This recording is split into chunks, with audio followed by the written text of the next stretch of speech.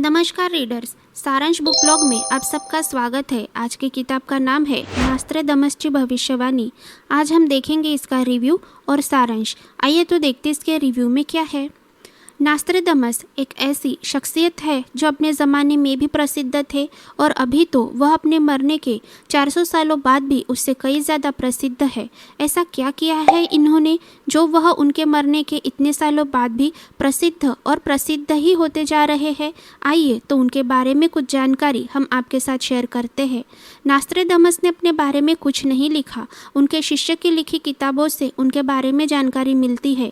नास्त्रैदामस एक तज्ञ डॉक्टर के साथ साथ अव्वल दर्जे के ज्योतिष शास्त्री भी थे। उनको खगोल शास्त्र, गणित का बहुत ही अच्छा ज्ञान था। इसके साथ साथ उन्हें लैटिन, फ्रेंच, ग्रीक और भी कई भाषाओं का अच्छा ज्ञान था।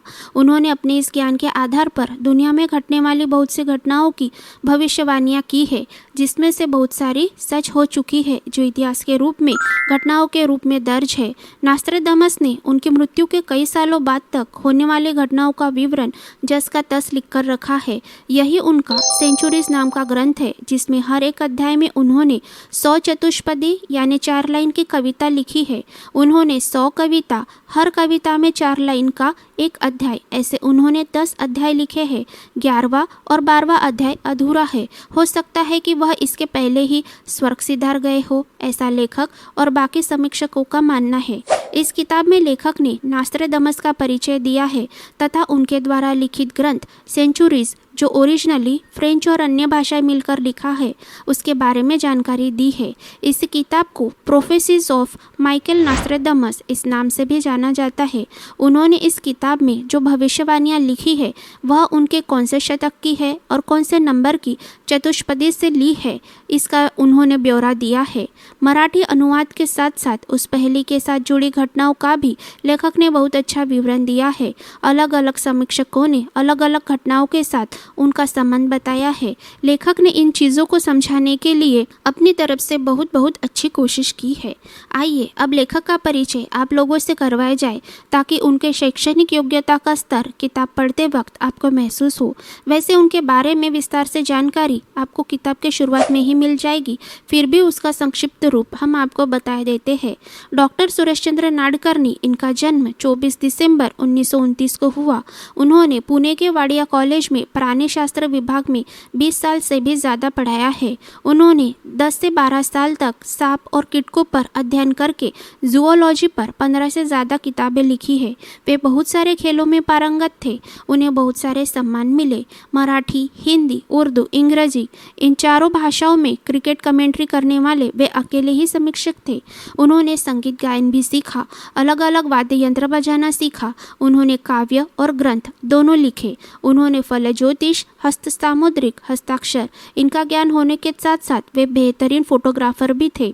उनमें और भी बहुत सारे गुण थे, जिसके बारे में आपको किताब के शुरुआत में ही पढ़ने को मिल जाएगा। इनका परिचय पढ़कर हमें लगा कि यह दूसरे लियोनार्दो दा विंसी ही है, क्योंकि उनका भी व्यक्तित्व ऐसे ही बहुआयामी था। इन्हें फ्रेंच भाषा का ज्ञान होने की वजह से इस किताब के लिए बहुत मदद हुई।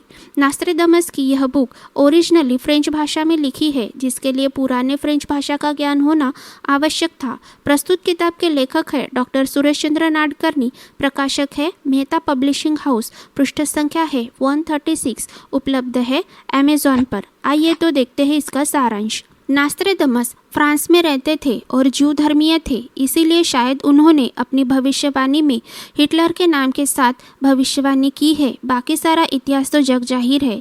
नास्त्रैदामस ने जानबूझकर अपनी इन भविष्यवाणियों को पहेलियों में लिखा है, ताकि वह खुद और उनका यह ग्रंथ धर्मसत्ता और राजसत्ता से सुरक्षित रह सके। इसका पता उनके द्वारा लिखे गए पत्र से लगता है, जिसे उन्होंने अपने बड़े बेटे सेजर को लिखा था, जिसका ओरिजिनल वर्जन पेरिस के राष्ट्रीय ग्रंथालय में कांच के अलमीरा में बहुत ही अच्छी परिस्थिति में रखा है।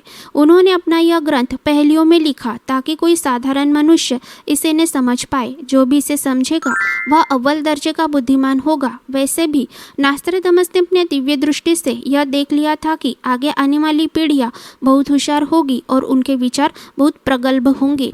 फिर हम सबको यह प्रश्न पड़ता है कि वह इतनी सारी भविष्यवाणियां करने में सफल कैसे हुए। इसका आधा जवाब हमें उनके बचपन में मिल जाता है। उनके दादाजी भटकने वाले जू जमाती के थे, जिनके पास पीढ़ी दर पीढ़ी चलती आई ऐसी बहुत सारी गूढ़ विद्याएं थी। उनके नाना जी जू डॉक्टर होने के साथ साथ निष्णात ज्योतिषी भी थे। उनके पास अनेक गूढ़ ग्रंथ भी थे जो जेरूसलेम के प्राचीन मंदिर के थे। इसीलिए नास्त्रदामस के पास बहुत सारी गूढ़ विद्याएं थी। इसीलिए वे अपनी विद्याओं द्वारा भविष्य में घटने वाली घटनाओं को देख सकते थे, ऐसे जैसे कि वह कोई फिल्म देख रहे हो। देखी हुई घटनाओं को अपने ज्योतिष गणित से चेक करने के बाद ही वह फिर भविष्यवाणी किया करते। यह सब वह दैवी शक्ति की मदद से किया करते, ऐसा उन्होंने स्पष्ट तौर से लिख रखा है। उनके बारे में सब जानकारी उनके शिष्य द्वारा लिखी गई किताबों से मिलती है, जिनका नाम डॉक्टर जीन एम्स द शोविनी था। वह ब्यूने शहर के महापौर थे। उन्होंने खुद ब्रह्म ज्ञान में डॉक्टरेट हासिल की थी। उन्होंने नास्त्रदामस की 12 सालों तक सेवा की। इन्होंने ही सेंचुरीज का पहला भाग प्रोफेटिस द माइकल नास्त्रदामस इस नाम से छपवाया। उन्होंने भारत देश से जुड़े लोगों की भविष्यवाणियां की, जैसे कि झांसी की रानी, नेताजी सुभाष चंद्र बोस, माननीय श्रीमती इंदिरा गांधी और उनके पिताजी यानी हमारे चाचा नेहरू। इनसे संबंधित भविष्यवाणियां नास्त्रदामस के सेंचुरीज ग्रंथ में मिलती है। वैसे ही नेपोलियन बोनापार्ट, हिटलर, इटली का मुसोलिनी, इनके बारे में भी भविष्यवाणियां मिलती है। इन सब भविष्यवाणियों को सुनकर लोग दांतों तले उंगली दबा लेते हैं। पृथ्वी गोल है और सूर्य के इर्द गिर्द चक्कर काटती है। इस सिद्धांत को गैलीलियो के 100 साल पहले कोपरनिकस ने बताया और कोपरनिकस के भी 100 साल पहले नास्त्रदामस यह जानते थे। इसी के आधार पर उन्होंने कई भविष्यवाणियों की गणना भी की थी। कुल मिलाकर यह किताब बहुत अच्छी है, जो आपको इस महान ज्योतिषी एवं डॉक्टर के बारे में थोड़ा परिचय करवाने में कामयाब रहेगी। आप इस किताब को ज़रूर पढ़ें। अगर आपको माइथोलॉजी की कहानियाँ सुनना अच्छा लगता है तो इसी यूट्यूब चैनल के पॉडकास्ट पर आप उन्हें सुन सकते हैं। मिलते हैं और एक नई किताब के साथ, तब तक के लिए धन्यवाद।